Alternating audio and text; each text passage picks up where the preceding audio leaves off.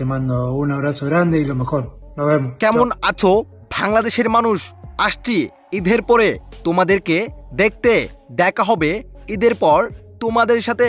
দর্শক, দীর্ঘ 15 বছর পর বাংলাদেশে পা রাখতে যাচ্ছেন লিওনেল মেসি।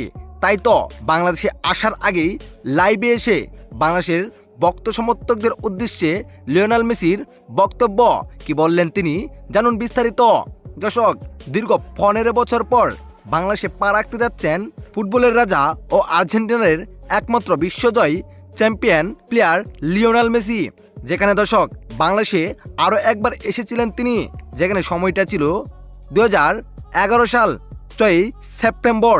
দীর্ঘ 15 বছর পর বাংলাদেশে পা রাখবেন তিনি। এর আগে অনেকবার গুঞ্জন উঠেছিল লিওনেল মেসি আসবেন বাংলাদেশে, কিন্তু আসেন নাই তিনি।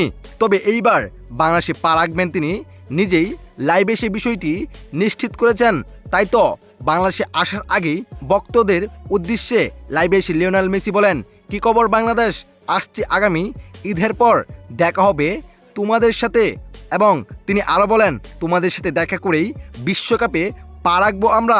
তোমাদের দোয়া আমাদের কাজে লাগে, তোমাদের সাপোর্টেই আমরা বিশ্ব চ্যাম্পিয়ন হয়েছি। তোমাদের দোয়ায় এবারও আমরা বিশ্ব চ্যাম্পিয়ন হব। খুব শীঘ্রই দেখা হচ্ছে তোমাদের সাথে। তো দর্শক, লিওনেল মেসিকে কে কে দেখতে চান বাংলাদেশের মাটিতে, জানিয়ে দিবেন আপনার মতামত এই ভিডিওর কমেন্ট বক্সে। ধন্যবাদ।